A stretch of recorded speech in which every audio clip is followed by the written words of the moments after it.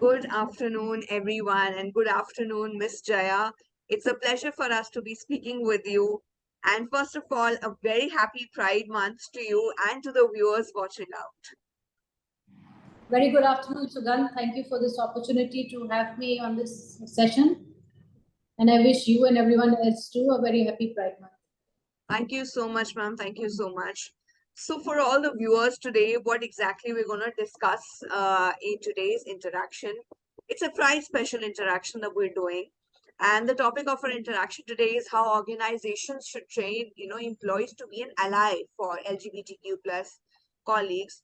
Now, just a small introduction or a hint as to why exactly we're doing this series. Well, it's not something that has been prevalent in our societies and our organizational realm as well, to be speaking on issues concerning LGBTQ plus colleagues.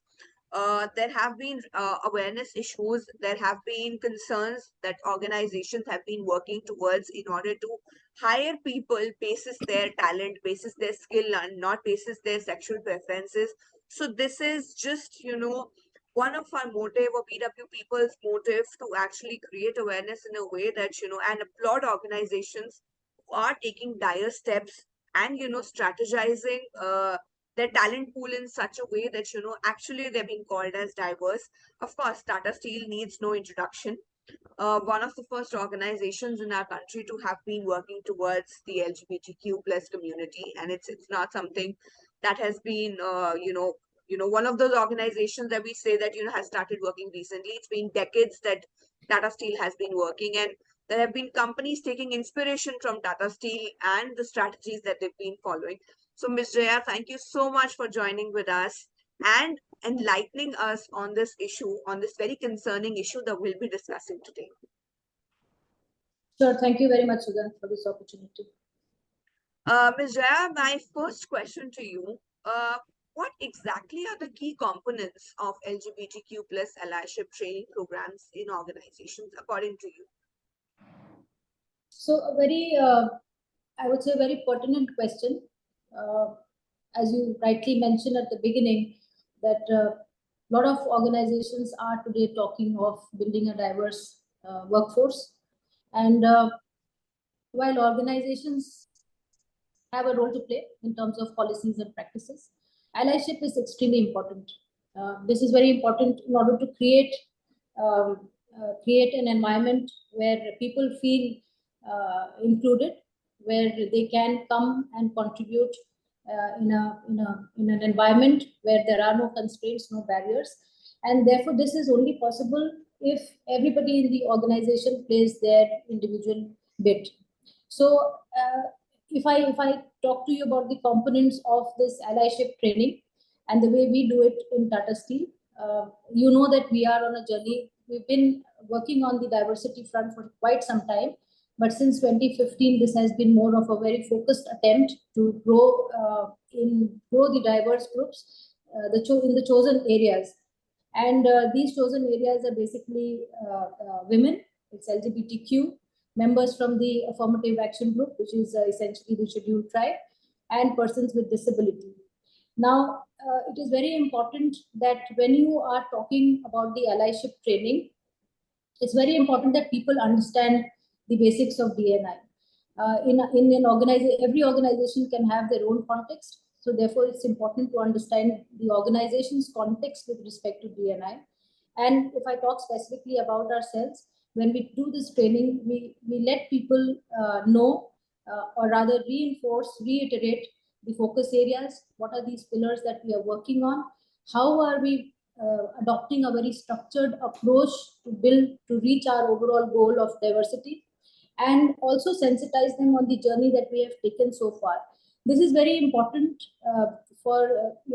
important so that people are able to connect with the purpose or the vision as to why we are doing what we are doing, why it is important. And this is the first important component of the training. The second is that a very important component is how to be an ally.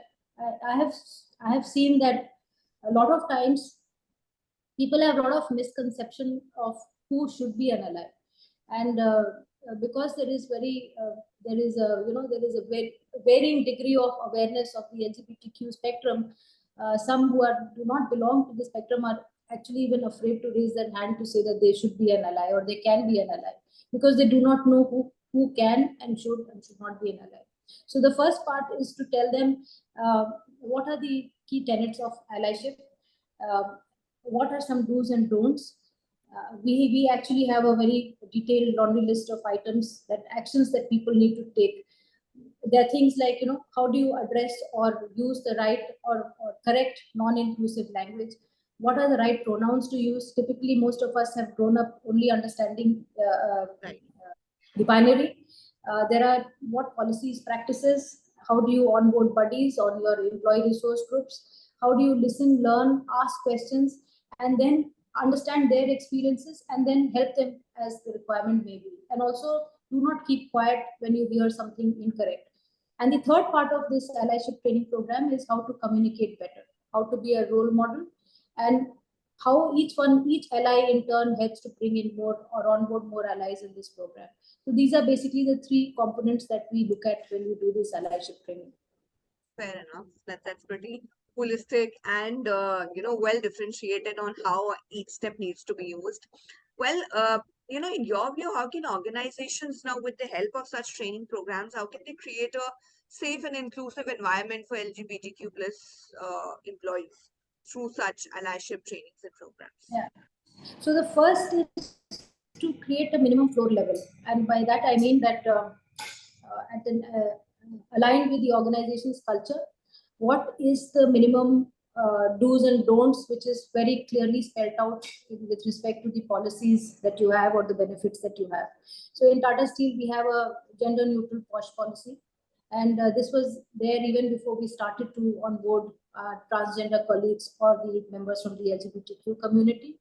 We have an equal opportunity and anti-discrimination policy, and therefore, as a consequence of this, we have appointments of complaint officer at all our locations. There are gender neutral benefits. So there has to be a clear understanding of these policies, which also clearly sets out the acceptable behavior or the behavior which is just not acceptable by the organization. So there's zero tolerance towards certain behavior. So first is this understanding. The second is actually to sensitize, and this is there is never enough that you do on this front. Is to cover all your stakeholders, whether these are the new trainees that we onboard, and we have a huge number of trainees who come in, more than 1,000 odd every year. The officers, the blue collar employees, union members, community.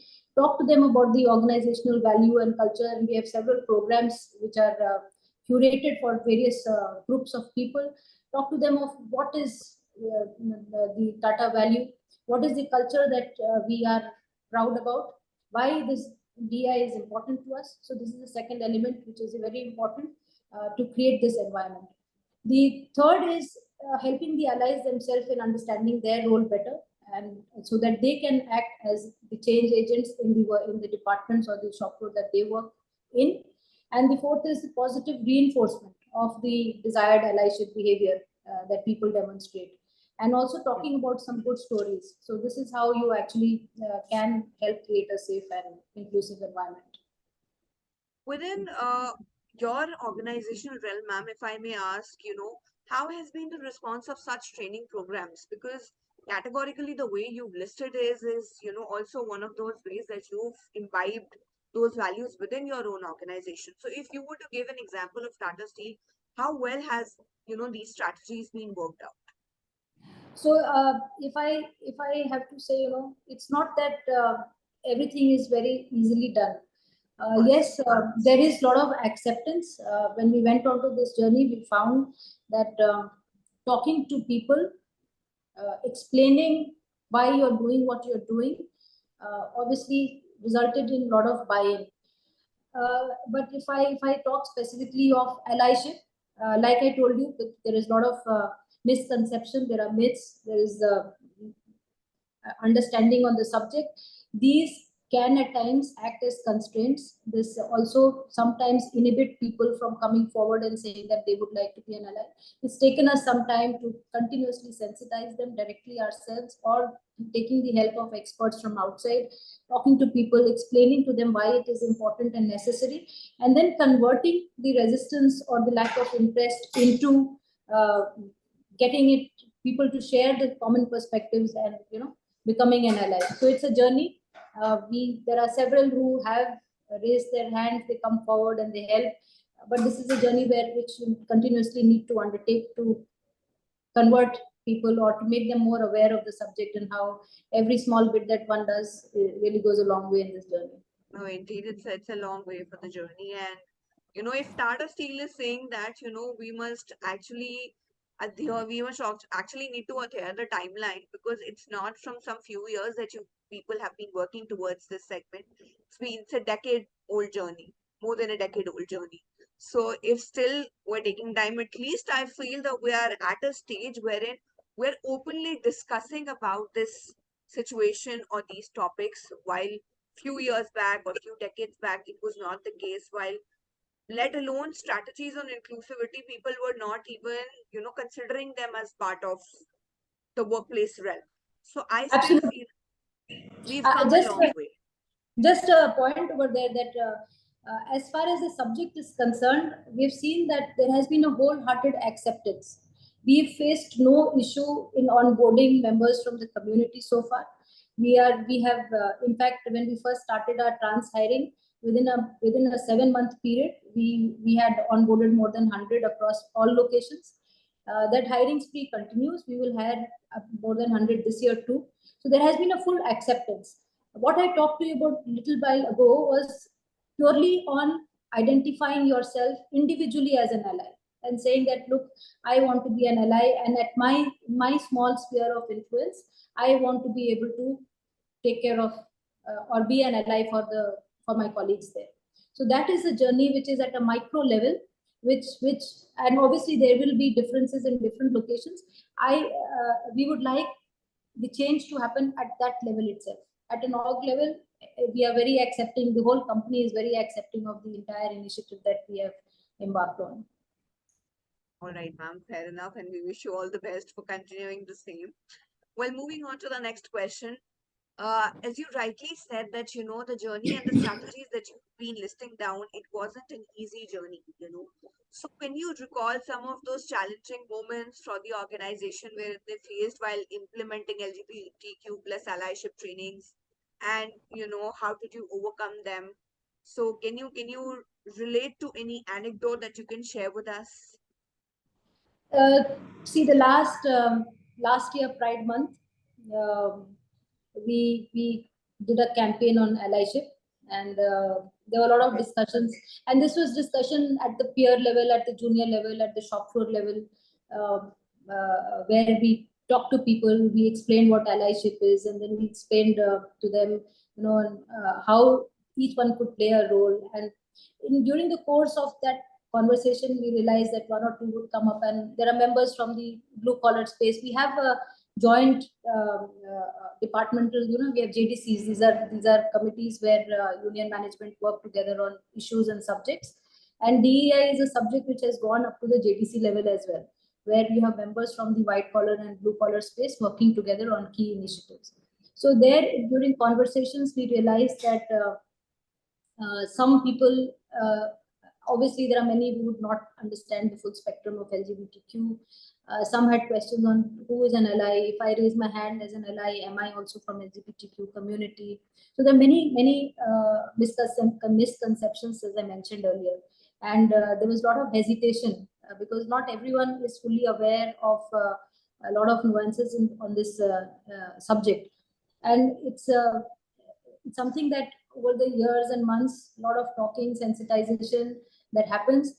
People are beginning to understand that yes, everyone has a role to play and actively, participate as an ally. And we are seeing that this Pride Month, we have seen larger numbers coming forward, Okay. wanting to be part and parcel of this journey. That itself is very heartening to note. Okay, fair enough.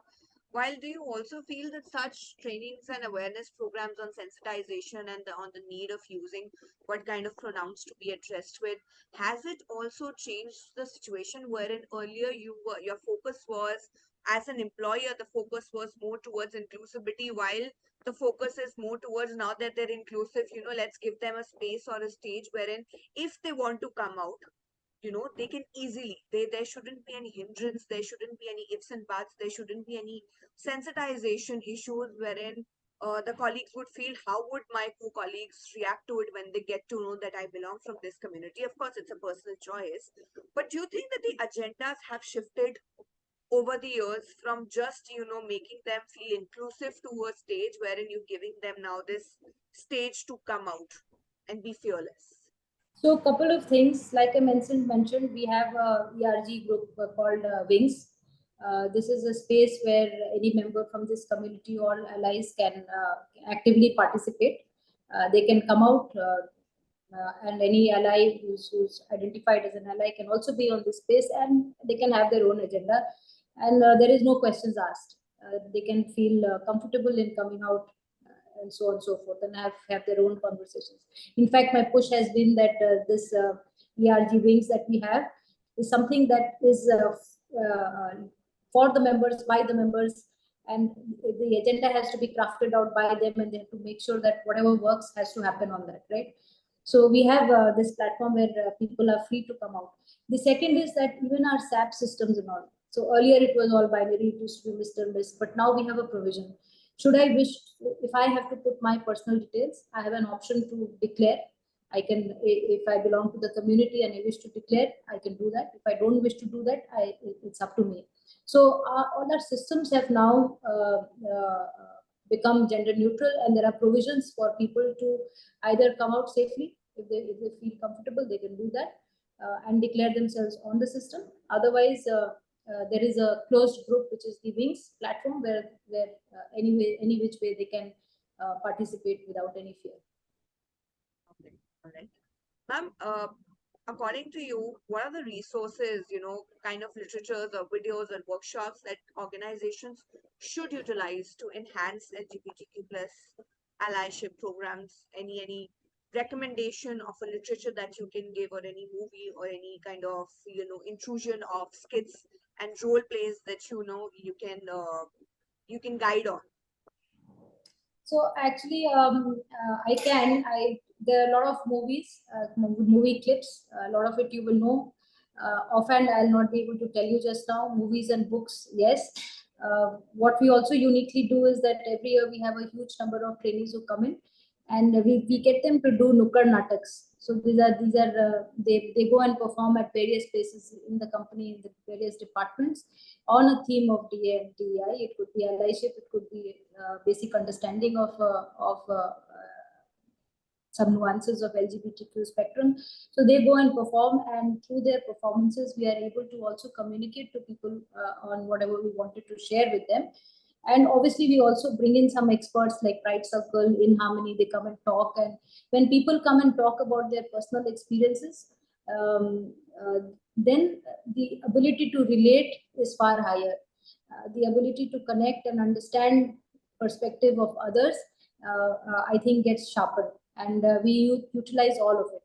We've also created videos of our own colleagues, the trans colleagues who joined, who've shared their experiences and how it's changed over time, and now that they are working with us, how they feel today.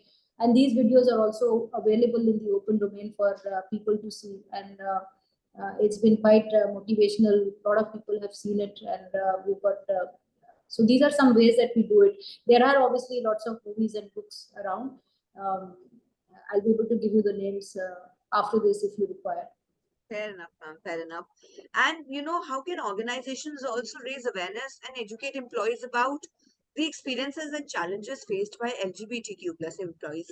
While on your side, we have podiums, we have pandemoniums wherein you're coming out and sharing across the challenges that employees at the workplace also face, while they have a very native kind of a thought on what kind of inclusion processes to be included, but then you still face difficulties. Now, how should the education and the trainings be like that we also get to understand and learn their side of the story. How is it? What has been their struggle that they've been able to come out to this level wherein they're openly speaking and readily being accepted into the society as an employee, as a co-worker or a colleague. How can I get to know their story?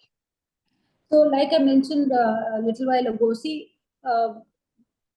the first thing is that they have to feel comfortable. So the members Okay. who we had some 100 of them we onboarded last year since December 21 in 7 months, like I mentioned to you. Now the process of onboarding itself, it's not just about recruiting. It's not just about getting them into your organization. There's a lot of work to be done even before they are onboarded.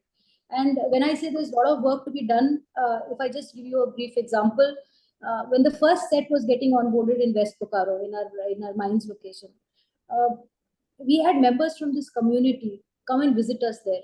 They went and saw the work that we do. They went and saw the community in which people are living. It's a closed community that's managed by the organization. They went and met with people. So there was a lot of connection that was built with the members of the community. Uh, Okay. After that, so we talked to them what kind of jobs we are looking for at this point in time. We sensitized, so that was one part from their side. The second part was talking to our own people. We run our own hospital, so we spoke to the doctors on what kind of facilities need to be there. We spoke to the people living in that community. If they don't accept, it's not just about creating a safe place at work. They should feel comfortable going back home too. So we spoke to them. We spoke to the officers, the employees.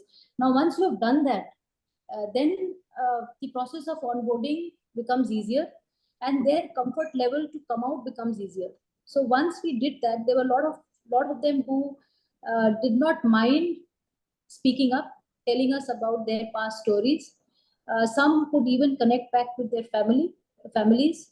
They had lost that connect, but once they started to work with us, they could rebuild their lost, broken connections with their family members. And then they were willing to share their stories. We still have a few who have who believe that their parents may not accept them, and they are still would not like to disclose their identity. But there are many who have now come out freely and they talk about their experiences before and now, and how it has changed and all of that. So it's about creating a safe place, making them feel that it's okay, and that is how these stories come out. And once they talk about the stories, obviously that generates a lot of there are more people who are able to then relate and also be an ally and help them in whatever way they can. Sitting at a leadership role, ma'am, in your view, what is your role or what can be the role of people from the leadership level in fostering a culture of such allyship, within an organization? So the most important aspect is to display authentic leadership. Okay. I uh, I cannot be saying something and doing something, right?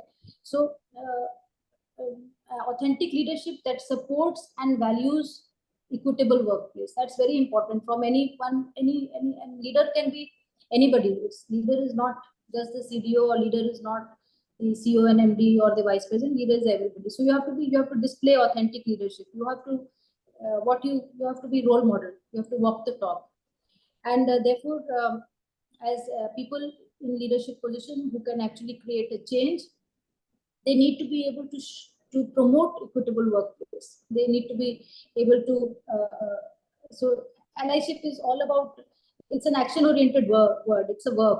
So they have to be able to demonstrate action results that come out because of their DEI focus.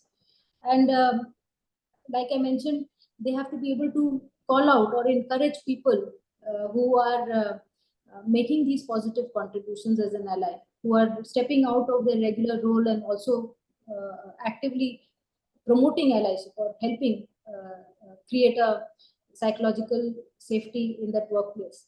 And lastly, the most important aspect is that continuous listening and learning. Because I don't claim to know everything that I should know, but as you have to be able to continuously listen and understand, because there is many things. Every time I talk to some of them, there is something more that I get to know, something more that I learn. So there is a continuous need to listen and learn and to do what is required to be done. So this, I believe, is the role to be played.